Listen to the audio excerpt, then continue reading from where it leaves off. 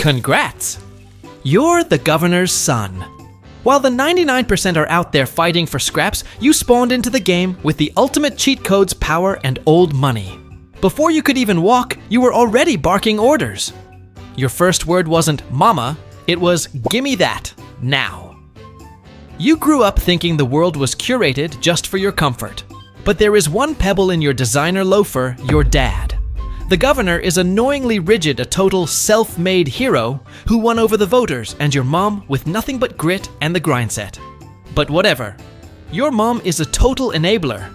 So every time dad tries to lecture you, mom gets sad. And dad, he's terrified of that. So he turns a blind eye and lets you live like a parasite with an unlimited black card. Fast forward to the big 1-8. Tonight, you're officially a man, at least that's what your ID claims. Your mansion is now ground zero for wretched excess. You've invited your whole squad of trust fund bros guys who measure human worth by the price of their Patek Philippes and how many buttons are undone on their linen shirts. There's enough booze to sterilize a hospital hypercars blocking the driveway and models charging an hourly rate just to breathe your air. In the corner, your dad is watching, with a face like he just smelled a dumpster fire. He hates this. He despises the flexing. He's only here because mom pulled the puppy dog eyes, and your uncle, his younger brother, and your favorite partner in crime insisted he needs to chill out. Everything's vibing until the surprise hits. Some random new friend, a guy with more dollars than brain cells, decides to drop the ultimate gift. It's not a Lambo. It's not a Rolex. In walks a famous A-list actress, someone you've doom-scrolled past on magazine covers, wearing nothing but lingerie and a giant red bow. A literal human gift. Your lizard brain is screaming yes. But then you lock eyes with your parents. Panic mode. You try to play the good boy. You wave your hands acting all offended while winking at your bro like, "Not now, dude, the rents are watching." You think you're slick. You think you can gaslight the governor. Cute. Dad spent his life sniffing out BS in Congress. Your high school drama club acting isn't fooling anyone. Seeing his son treat a woman like an Amazon package, that's the last straw. The governor snaps. The bass drops to 0. His voice trained to command stadiums booms through the room. He roasts you, calls you a parasite, a disgrace, a degenerate. But the yelling isn't the worst part. The worst part, your boys, the ones chugging your free Dom Perignon, whip out their phones. 50 cameras recording in 4K, while your dad verbally destroys you. For the first time, daddy's money can't buy your dignity. He kicks everyone out, including the gift-wrapped actress. You're left alone in the silence of a ruined rager, with the echo of your cancellation bouncing off the marble walls. Something snaps. Shame morphs into stupid rage. You clap back at the governor. You call him a bitter, washed-up boomer. Your bravery lasts exactly 3 seconds. That's how long it takes for dad's hand to connect with your face. A loud educational slap that performs a hard factory reset on your brain. You choke back tears because alphas don't cry right and run away like a toddler. You retreat to your safe space, the city's most exclusive VIP club. You order the most expensive bottle, the one that tastes like jet fuel, but costs a kidney, just to numb your bruised ego. You drink until the room stops spinning. But then tragedy strikes. The waiter looks at you with pity and drops the 2 scariest words in the English language, card declined. Dad didn't just slap your face. He hits you where it actually hurts your bank account. He froze your assets. Just as you're about to spiral, your savior appears. Uncle. He clears the tab with a chill smile and bails you out. In the car, no lecture. He feeds you exactly what you want to hear. Dad loves you, bro. He's just tough because he sees your potential. Then he plants the seed of chaos. He reminds you that thanks to a new legal loophole, you're now officially old enough to run for Congress. He tells you if you win on your own, Dad has to respect you. Your brain pickled in vodka, and Spite doesn't care about public service or democracy. You only visualize one thing: your dad on his knees begging forgiveness for calling you a loser. Next morning, you wake up with nuclear-grade confidence. It's a tragedy that your IQ doesn't share the same zip code as your ego. With the problem-solving skills of a guy who thinks laundry does itself, you reach a brilliant conclusion.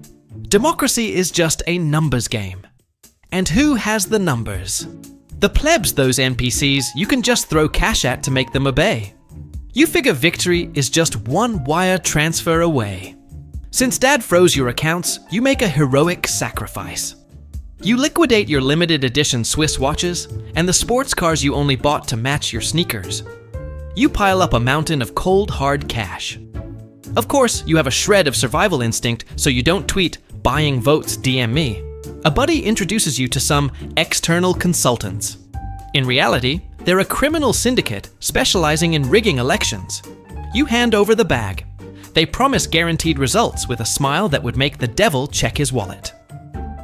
Election day hits. Just as the organized crime brochure promised you crush it. You pull numbers so absurd they'd make a third world dictator blush. It's a total landslide. In your delusional brain, you're already rehearsing the victory lap in front of Dad. You imagine his stone face melting into pride. You picture him begging for forgiveness, maybe even asking you for political strategy. You're so high on your own supply of bought success that you forgot a basic life lesson. You survive on Nepo baby privilege. Your enemies survive on the hustle. And you just painted a massive target on your back and your dad's. The Masterplan seemed solid, but the victory high crashes fast. By sunrise, you're not a hero, you're public enemy number one. Every newsfeed, every timeline, every channel is roasting you. They call you a fraud. They call your dad the corrupt puppet master who rigged democracy for his idiot son. Your phone rings. It's him. 2 words ice cold. Come home. You know you didn't just play with fire. You torched the whole house. You walk into the mansion and the vibe is heavy. Mom and Uncle look shook. Dad is sitting there like a statue of pure disappointment. Your survival mode kicks in. You drop to your knees. You spin the usual BS narrative. I did it for the family. I meant well. You know these crocodile tears won't work on Dad, but they're bait for Mom and Uncle. You need them to run defense. You don't feel real guilt. You just feel terror. You brace for the screaming. You brace for the hit. But there's only silence. A deafening silence that lasts forever. Dad looks at you not with rage, but with total defeat. He speaks softly. Tomorrow, if anyone asks. You know nothing. Say I forced you. Say it was my idea. I'll take the heat.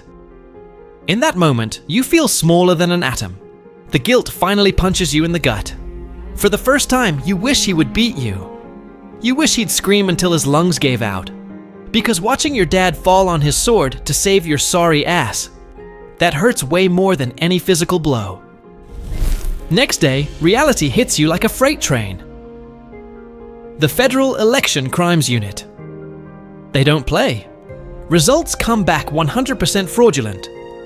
Before you can finish your morning latte, the feds kick down your door. No time for calls. No time for bribes. They drag you out of your glass palace. It's the ultimate perp walk. Mom collapses screaming, like her soul is being ripped out. But Dad is standing there with terrifying calm. He's not looking at a criminal. He's looking at a soldier being deployed to war. Cut to the interrogation room. Cold. Metallic. You psych yourself up to confess. You're gonna own it. But then the interrogator throws a curveball. Soft voice, fake sympathy. Did your father force you to do this? Did he threaten you? Your brain freezes. Suddenly, Dad's words click. He wasn't planning to save himself. He was planning to take the fall. He knew the system wanted his head, not yours. You want to scream the truth. You want to say, no, I'm the idiot. He's innocent. But your mind and body are divorced. Your body soft from a lifetime of luxury, and zero spine takes over. When you try to deny it, your head nods. When you try to defend him, you tear up. The cops see fear of an abusive dad. But really, it's just your biological cowardice sealing the deal. The interrogator slams the file shut. Boom. They got their fall guy. You spend the night in a cell, eaten alive by guilt. Sunrise, you're released. An inspector gives you a paternal smile. Thanks to your brave testimony and your father's written confession, you walk free. Dad stripped of immunity, impeached, looking at 9 years in federal prison. The cop pats your back. Congrats, son. You're finally free of that monster. The words burn like acid. You want to puke. You want to scream that you are the monster. But you've been a coward for so long, it's basically your default setting. You stay silent. Again. You hop in the squad car for a ride home. You just want to see mom fall to your knees and spill everything. The car winds through the mountain roads. Suddenly, at a hairpin turn, the car speeds up. The driver stomps the brakes. Once, twice, nothing. The pedal hits the floor. This isn't a mechanical failure. It's a hit job. The car smashes through the guardrail. As you plummet into the void, you don't feel fear.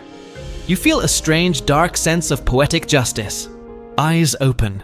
No crystal chandelier above you, just cracks mold and the smell of poverty.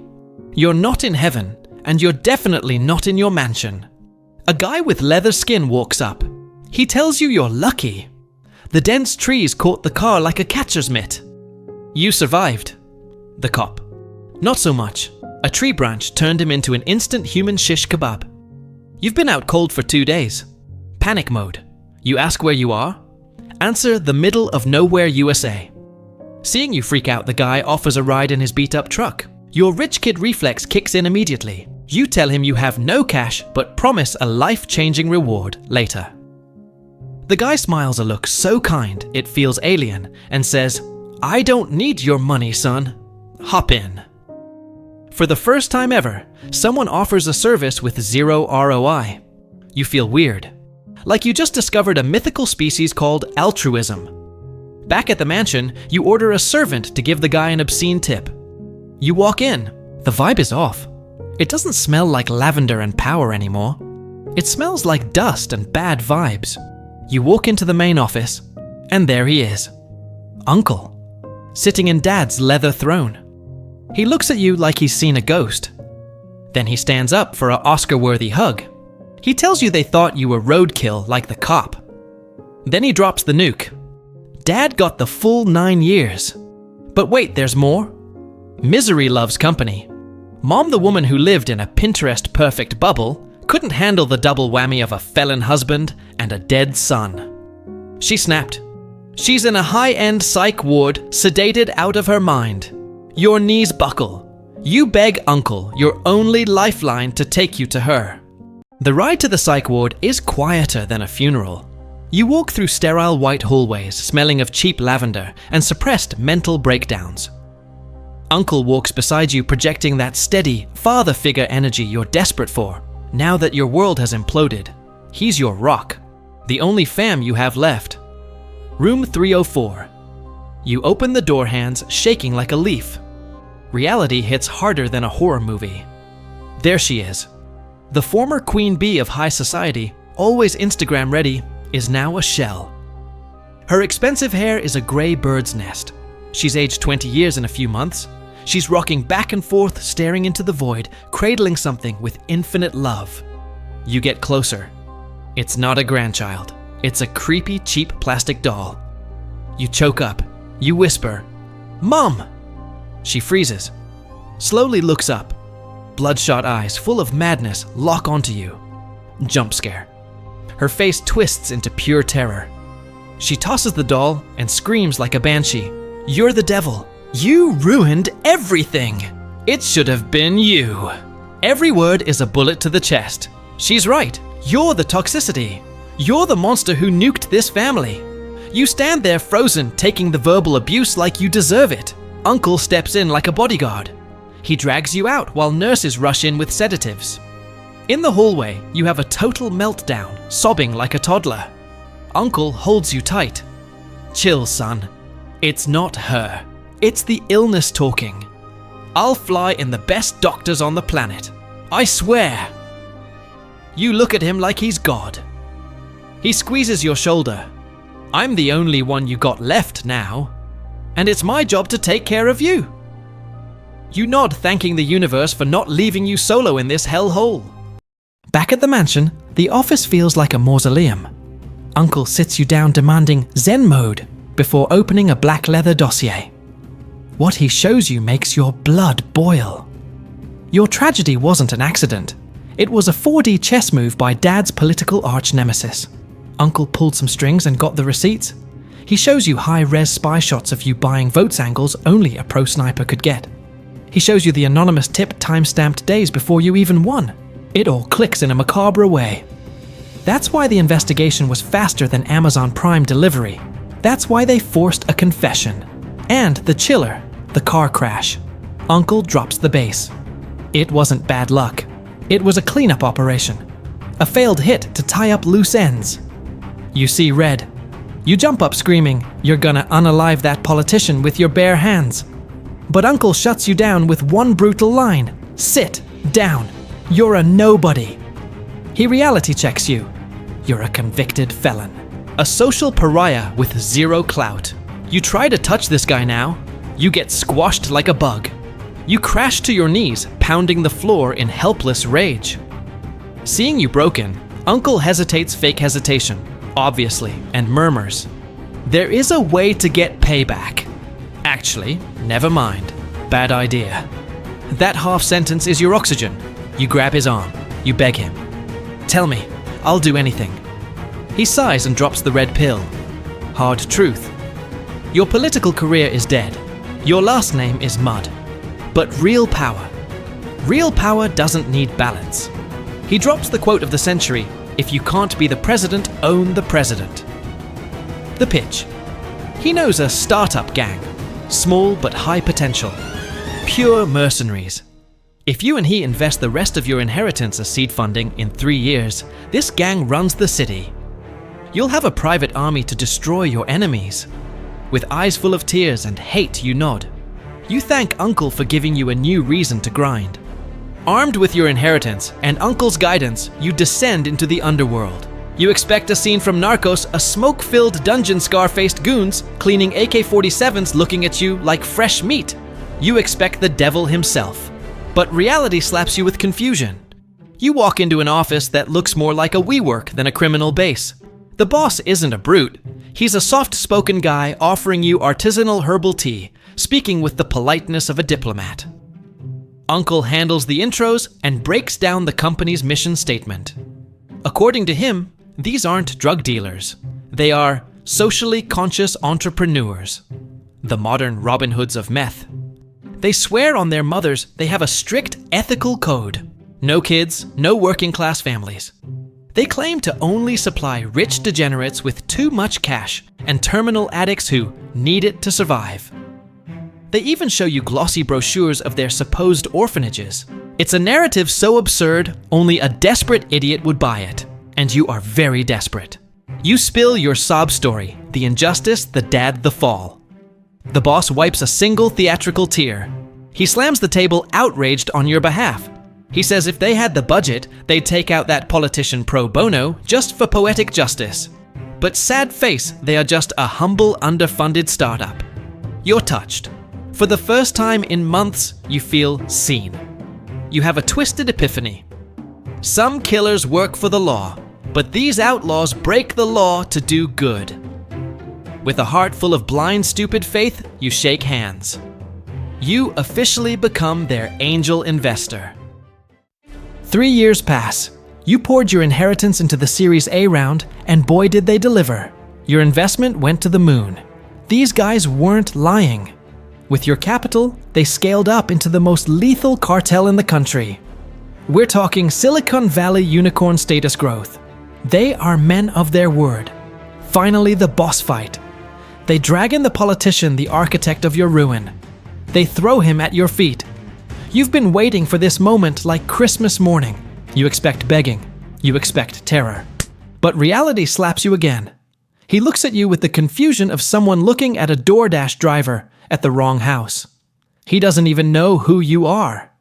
That stings more than any insult. Shaking with rage, you scream about the ex-governor rotting in jail because of him.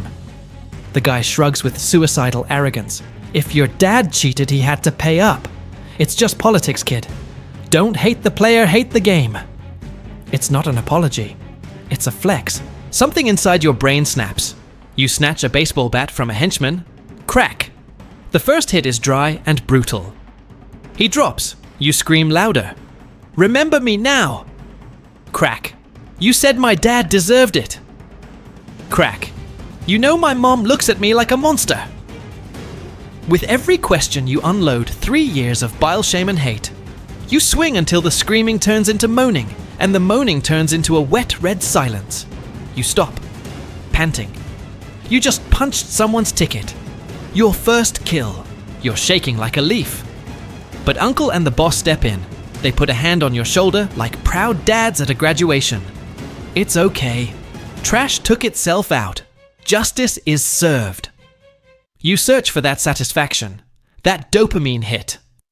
But there's nothing. Just a cold, massive void. You don't feel better. But your brain, an expert in copium, gives you one last hope.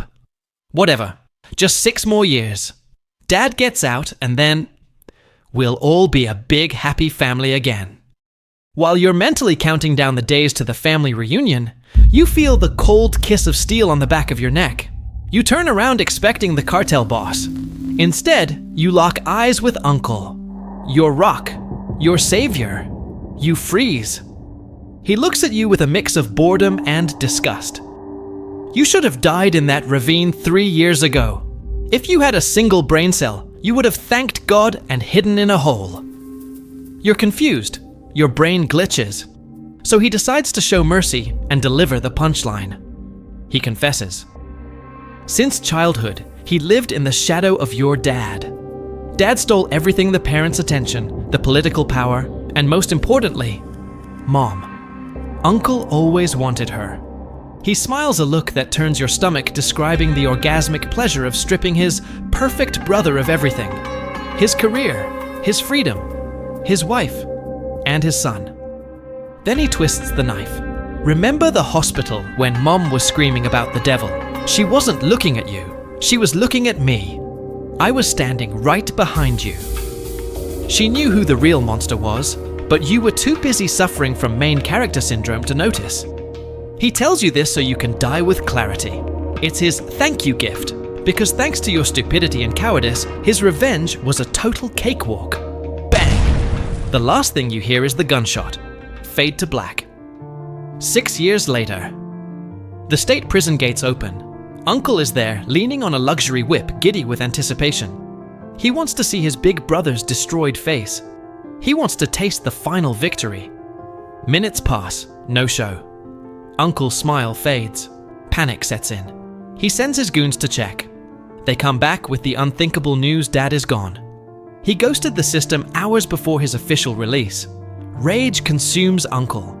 He screams at his hitman with the desperation of a man who knows the tutorial is over and the real war has just begun. Find him, bring him to me, now dead or alive. I want to see a body.